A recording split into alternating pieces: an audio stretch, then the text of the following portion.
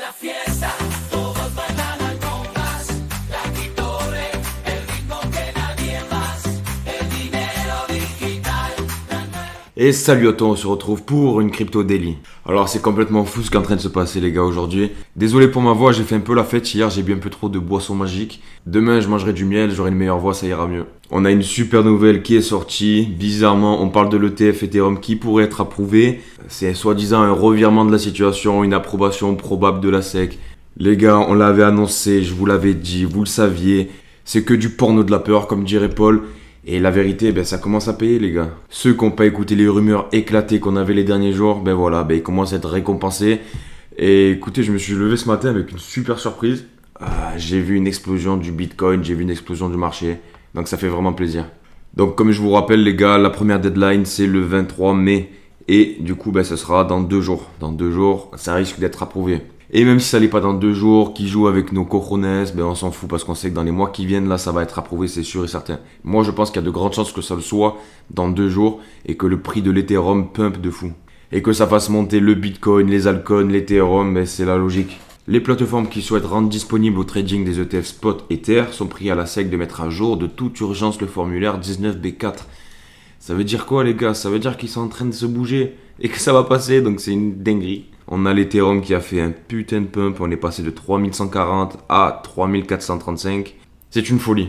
Pendant que je te fais la vidéo, je suis en train de kiffer. On ira voir l'évolution des prix des marchés à la fin de la vidéo. On se garde le meilleur pour la fin. Il y avait des réglementations qui disaient que l'USDT allait être retiré en Europe et Kraken du coup prenait des mesures pour ça. Et visiblement, revirement de situation, Kraken souhaite continuer à lister l'USDT de Tether en Europe.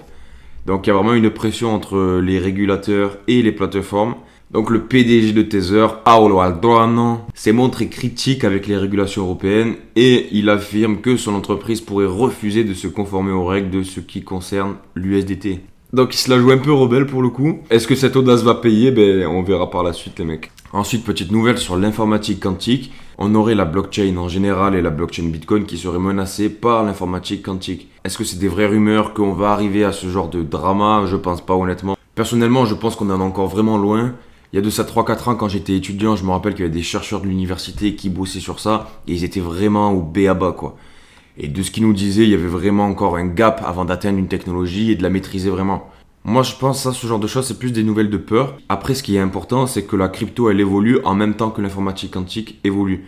À mesure qu'on va développer des moyens pour casser justement la cryptographie, donc c'est pas uniquement la crypto, on parle de la blockchain, mais pourrait casser aussi toute la cryptographie qu'on a dans le monde réel. Et si l'informatique quantique devient performante, là ça peut vraiment être hyper dangereux parce que on aurait d'autres problèmes que la blockchain, tu vois. Tout ce qui est armes nucléaires, tout ce qui est banque traditionnelle, tout ce qui est secret d'État, etc. Tout ça, ça pourrait être braqué. Donc je pense que si ça arrive ce genre de choses, on aurait d'autres problèmes que Bitcoin les gars, parce que ça serait vraiment une guerre mondiale. Il y aurait plus de secrets, tous les sites pourraient se faire hacker, tous les mots de passe se feraient hacker. Les codes nucléaires, toutes les informations militaires, les gars, donc on aurait d'autres problèmes que Bitcoin. Donc vraiment, si une genre de technologie comme celle-là arrivait, je pense qu'on le saurait et ça serait un branlement de combat pour que tous les États recrutent des informaticiens les mecs. Dites-vous bien ça. Après ce qu'il y a, c'est qu'il faut pas prendre du retard vis-à-vis de la technologie parce qu'on sait que dans tous les cas, on va y arriver. Si le progrès de l'informatique et de la recherche fait une courbe exponentielle, du coup, il faut commencer à trouver un peu des pompiers qui vont pouvoir éteindre ça. Il faut que les méthodes de cryptographie évoluent en même temps qu'on crée des ordinateurs quantiques. Donc moi, je pense que personnellement, le Bitcoin va évoluer et il est déjà en train d'évoluer. Avec toutes les applications qu'on peut voir, les inscriptions, les L2, etc. J'ai moi-même d'ailleurs un collègue qui participe à l'écosystème Bitcoin en tant que développeur. En tout cas, ça build de partout, les mecs, dites-vous bien ça. Et ce qu'il faut garder en tête, c'est qu'il y a tout qui va évoluer et on aura de plus en plus besoin de développeurs dans ce monde en tout cas. Donc tout ce qui est informatique, tout ce qui est intelligence artificielle, ça va pumper les mecs. C'est vraiment dans l'air du temps. Donc niveau narratif, on est vraiment bon. Et voilà les gars, on arrive sur le Bitcoin, donc comme tu peux le voir, je suis pas fou. Ce triangle existait bel et bien et on est sorti par le haut. Et tu vois qu'on a fait une belle poussée. Et gros, ça fait plusieurs jours que je t'en parle. Ça fait plusieurs jours que je t'en parle. Je t'avais dit qu'elle allait certainement avoir une montée ces derniers jours. Donc si tu as suivi les vidéos de la chaîne et que tu as suivi les calls que je t'ai fait pour les pépites crypto, c'est super cool gros. Parce que du coup, tu as profité, tu es dans le train. T'es embarqué avec moi, on est ensemble et du coup, ben gros, on profite. À côté de ça, ce qui est trop cool, c'est que je crois qu'il y a 107 abonnés sur la chaîne, c'est une dinguerie. Bah, c'est rien du tout, tu vois, à côté des influenceurs qui ont des centaines de milliers et tout. Mais pour moi, ma petite échelle, franchement, c'est trop cool. Je te parle vraiment comme je l'entends. Sache que si t'es pas abonné, mec, abonne-toi parce que tous les jours, je te fais un crypto daily et je te parle sans langue de bois. Je suis honnête avec toi, je te dis mes bails, je te dis là où je vais pas. Je suis complètement transparent avec toi. Comme tu peux le voir, les gens, ils ont commencé à décharger du dollar et puis ça se déverse de partout, les mecs. Faut voir la métaphore avec des seaux, comme je te l'ai déjà dit. T'as des seaux qui se remplissent, des seaux plus ou moins gros. L'immobilier, il est très gros, donc tu vas prendre peut-être 5% avec ce bull run qui arrive et ce marché haussier qu'on va connaître dans le monde entier, hein, pas uniquement dans les cryptos. T'as le marché des actions qui va pump aussi, peut-être le S&P va faire 10-15%. Et mec, le Bitcoin et les cryptos, c'est des petits seaux, c'est des petites bolinettes, frérot. Donc elles vont se remplir, elles vont déborder, on va avoir des gains de malade. Le market cap, il est tellement petit dans la crypto que ça va exploser, frérot, ça va être une dinguerie. Donc on a tout qui performe, on a une map qui est en vert. On a Théao qui a cassé les 400. Enfin, on a cassé cette fucking malédiction. On va aller voir ensemble. Et voilà, on a eu un petit pump qui fait plaisir. On valide un W en 4 heures. Si c'est pas beau ça.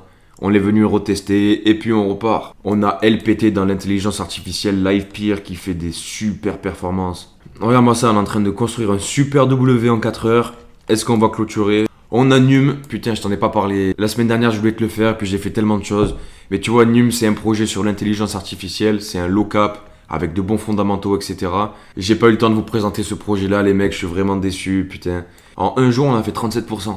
Je suis trop content pour moi, mais je suis dégoûté de pas vous avoir remis dans le bateau, les mecs, je vous en ai pas parlé.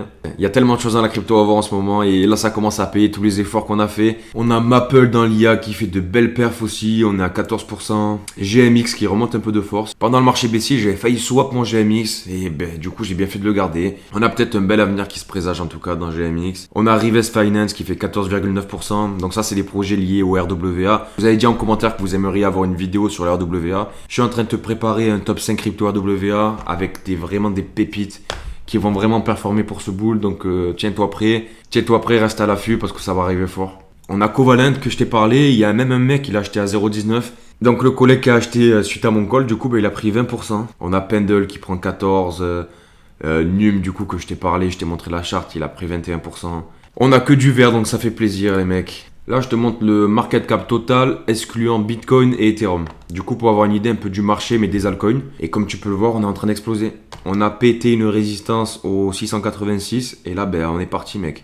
La prochaine étape, de toute façon, ben, c'est simple, hein, c'est 734. La prochaine étape, ben, c'est plutôt simple, c'est 730. On va aller à la cueillette ensemble, on va récupérer nos gains. On va aller cueillir des petites pommes, voilà. Mais c'est ce qu'on a mérité, parce qu'on a planté des graines. Et du coup, ben, là, ça commence à payer. Quand tout le monde autour de toi te dit que c'est de la merde, mais que toi, justement, t'es convaincu... Ben c'est pas facile, c'est pas facile. Et tu sais de quoi je parle. C'est pas donné à tout le monde. Donc les gens à la fin du cycle qui diront oui, tu as eu de la chance, tu as investi au bon moment, nanani, nanana. Faudra leur dire ferme ta gueule.